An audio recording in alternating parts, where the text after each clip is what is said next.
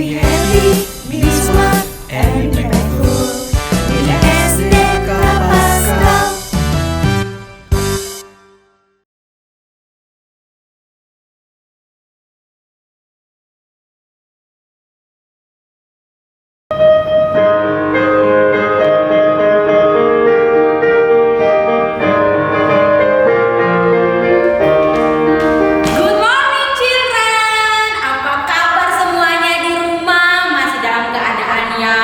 Sehat?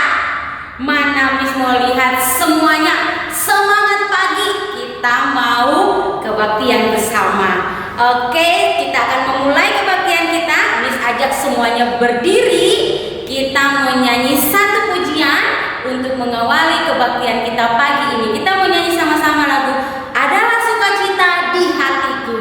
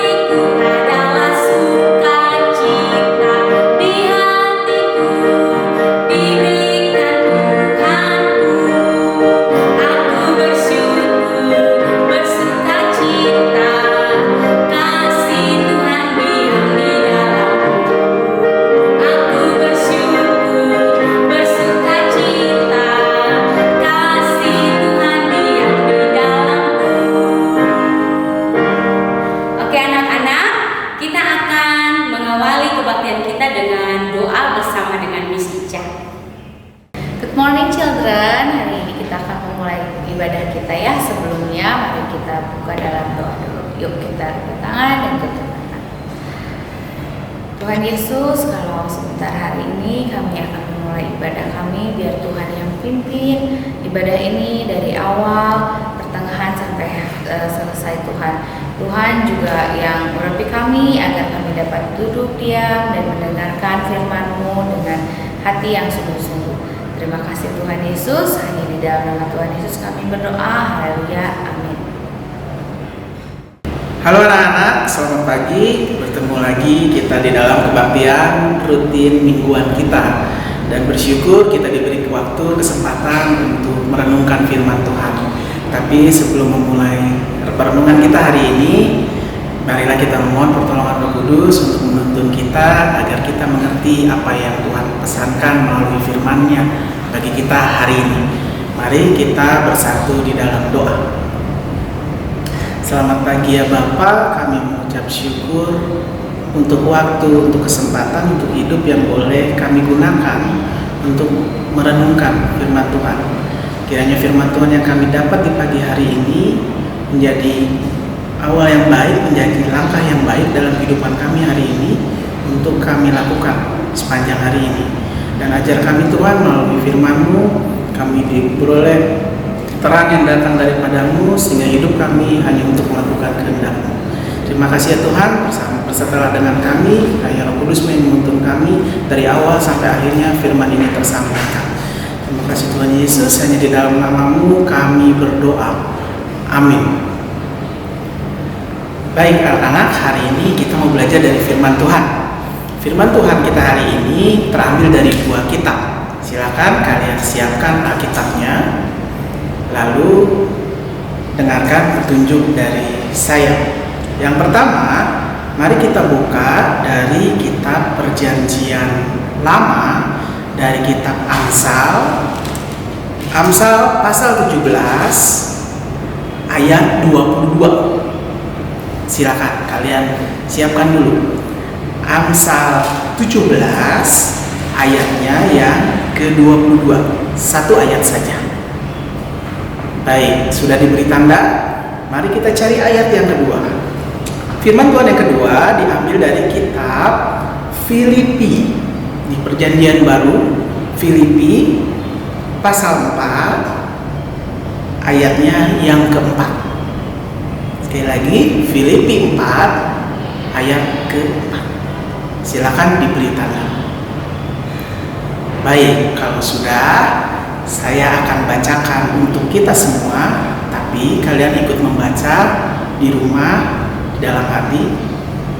Kita baca ayat yang pertama dari Filipi 4 ayat 4. Begini firman Tuhan. Bersukacitalah senantiasa dalam Tuhan. Sekali lagi kukatakan, bersukacitalah. Kita baca sekali lagi ya. Bersukacitalah senantiasa di dalam Tuhan. Sekali lagi kukatakan, bersukacitalah. Itu ayat yang pertama. Di ayat yang pertama ini kita diminta, Tuhan mengatakan, bersukacitalah. Bahkan pakai tanda seru. Berarti kita harus bersukacita. Kalau ada tanda seru itu artinya perintah. Jadi kalau perintah itu harus lakukan. Dan yang memerintahkan itu Tuhan sendiri.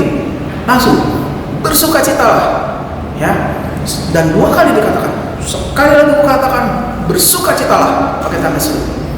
Pertanyaannya, kenapa harus bersukacita?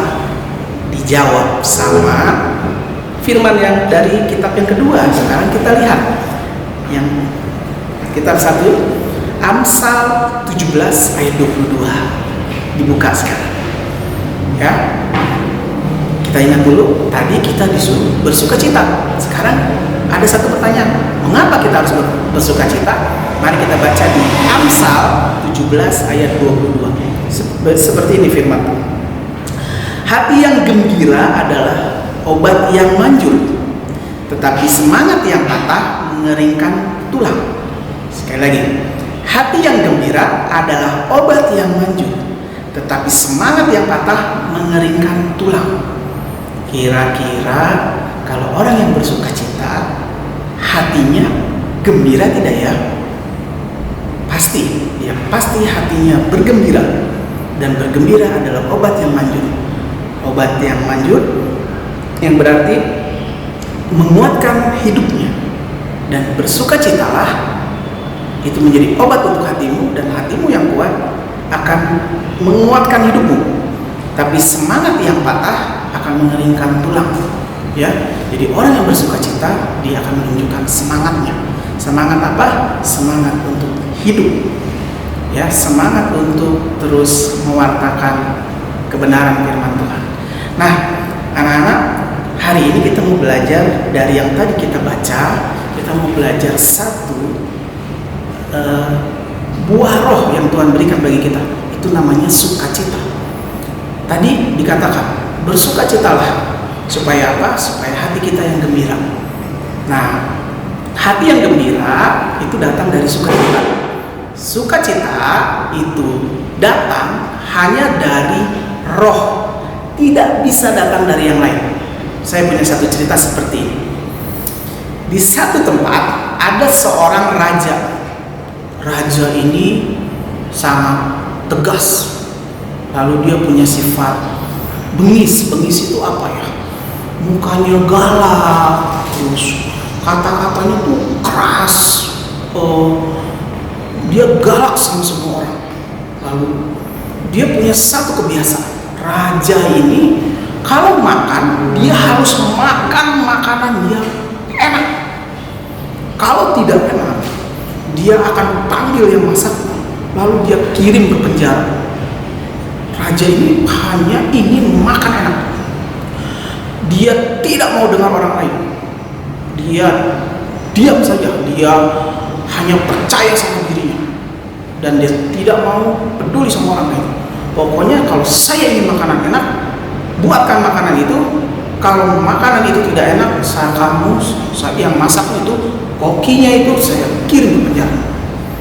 Lalu sampai sudah berapa banyak koki yang masak terus. Dia bilang, enak. Lalu dipanggil lagi koki yang tadi memasak enak itu, coba buatkan lagi saya makanan yang enak. Koki itu sampai menyerah karena dia tidak punya ide yang lain lagi. Akhirnya koki itu dipenjara. Panggil lagi koki yang kedua, masak yang enak. Dia masak enak, dia makan. Berbeda dengan koki yang pertama. Lalu setelah selesai makan, 1 hari kemudian rajanya minta lagi, kamu buatkan yang baru, masakan yang paling enak. Dimasakkan lagi.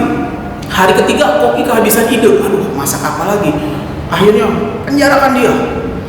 Nah, sampai satu saat koki yang terakhir dia harus memasak. Dia bingung karena hampir semua masakan sudah dimasak teman-temannya. Akhirnya dia tahu sebentar lagi dia akan dipanggil. Lalu ketika koki itu dipanggil, dia bilang sama raja, "Raja, bolehkah saya meminta waktu 1 hari saja untuk membuatkan makanan yang paling lezat buat raja?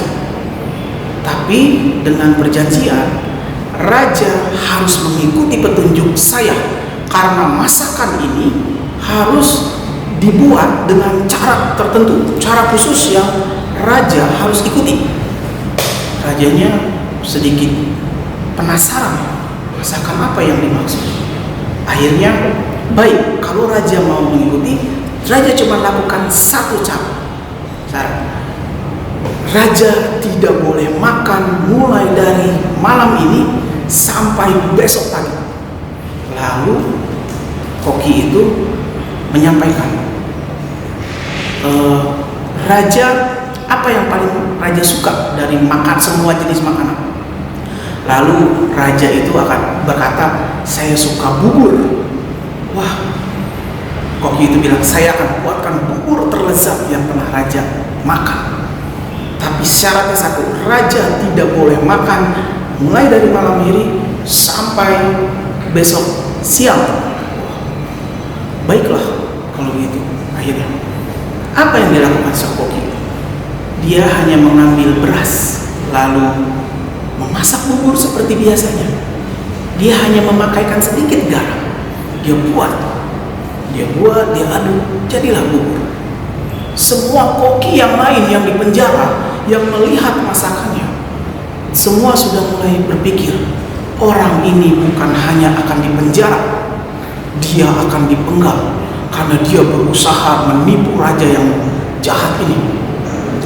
Lalu tiba saatnya dia menyajikan. Raja sudah sangat kelaparan karena dia biasa sering makan banyak. Sekarang dia tidak diberi makan. Lalu raja itu datang. Dia duduk di tempatnya. Dia sediakan meja makan. Lalu dia panggil koki itu. Hei koki, mana masakanmu? Kamu bilang aku mau akan buat bubur yang paling lezat buat saya. Jika buburmu lebih baik dari mereka semua, kamu akan selamat. Dan kamu akan saya jadikan kepala koki. Dan kamu tidak perlu memasak lagi untuk saya, karena kamu yang akan mencari orang lain untuk menjadi koki. Lalu saat itu koki itu hanya membuat semangkuk bubur. Hanya membuat semangkuk. Dia tidak membuatnya lebih, 1 mangkuk bubur. Lalu dia berikan pada raja. Sebelum raja itu makan, dia berkata, "Raja, silakan nikmati dulu harum wangi buburnya." Raja sudah mulai kesal. Aduh, mau makan saja harus dinikmati. Nikmati dulu. Dia hirup udara buburnya. Lalu ketika raja sudah mulai memegang sendok, raja tolong, raja sendok pelan-pelan satu persatu.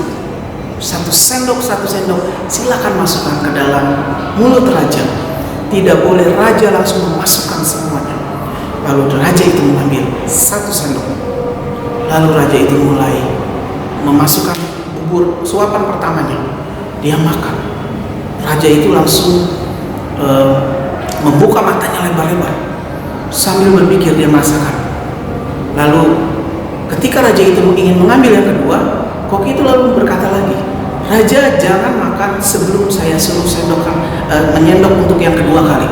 Lalu raja itu mulai melumat makanannya, menahan sebentar, dia menunggu perintah berikutnya. Lalu koki memberi perintah, Silakan raja untuk lanjutkan. Yang kedua, begitu terus sampai buburnya habis. Setelah bubur habis, lalu dia bilang, ini bubur terbaik yang pernah saya makan. Ini bubur terlezat yang pernah saya makan. Kamu tidak boleh berbagi resep cara membuat bubur ini, karena bubur ini hanya milik saya. Nah, pada akhirnya koki itu menjadi kepala koki. Nah, apa yang ingin kita pelajari dari cerita ini? Bersukacita itu bukan karena orangnya, bukan. Sukacita itu karena ada roh Tuhan di dalam hidupmu. Sama seperti raja tadi, dia merasakan enak makan, lezatnya makanan, bukan karena keinginan dia untuk makan, tapi karena rasa lapar yang ada di dalam dirinya. Kalian pun sama, kalian boleh coba. Kalau kalian makan makanan kesukaan kalian, kalian makan terus sampai kalian muntah, makanan itu tidak akan jadi makanan kesukaan kalian lagi. Karena enaknya, lezatnya makanan sudah terlalu lezat buat tubuhmu, buat keinginan.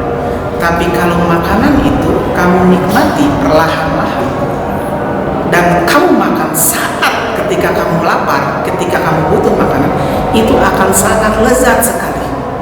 Kenapa? Karena rasa lapar. Sama dengan sukacita dalam hidup kita. Sukacita datang karena roh Tuhan.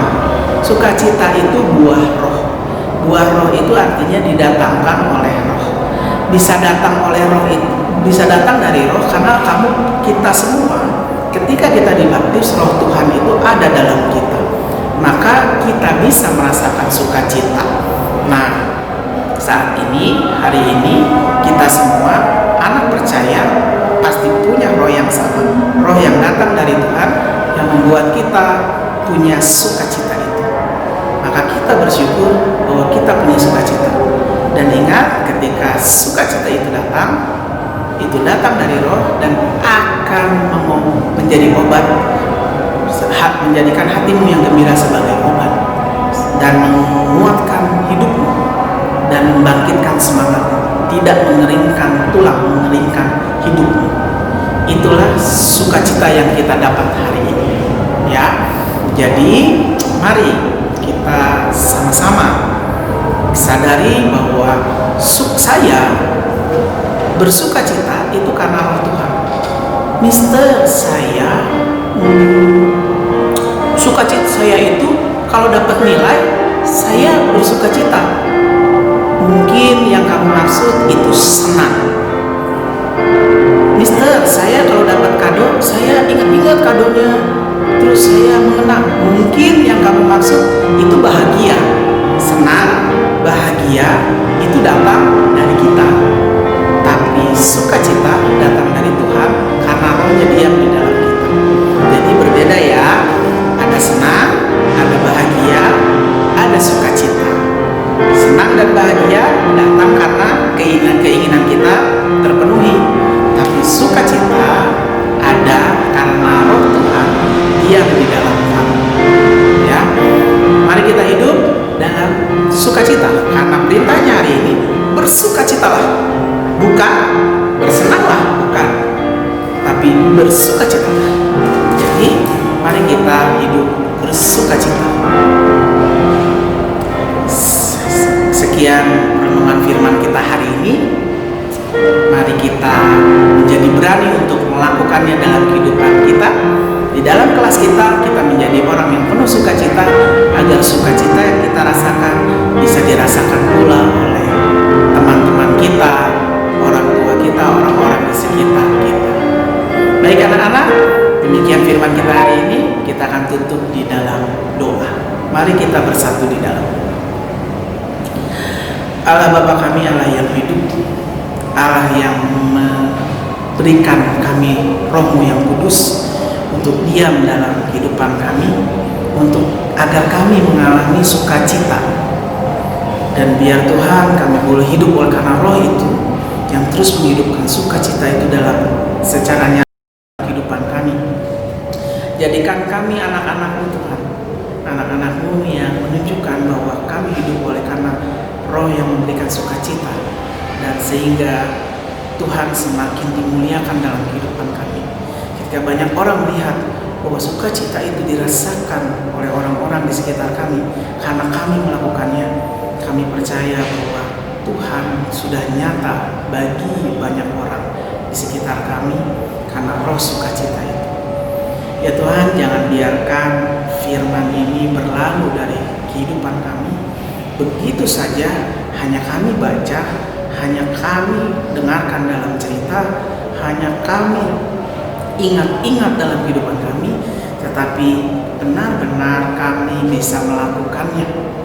Karena kami percaya semua yang datang daripada-Mu, semua yang sesuai dengan kehendak-Mu, itu semua demi kemuliaan Tuhan dan demi kehidupan kami yang hidup sesuai dengan kehendak Tuhan.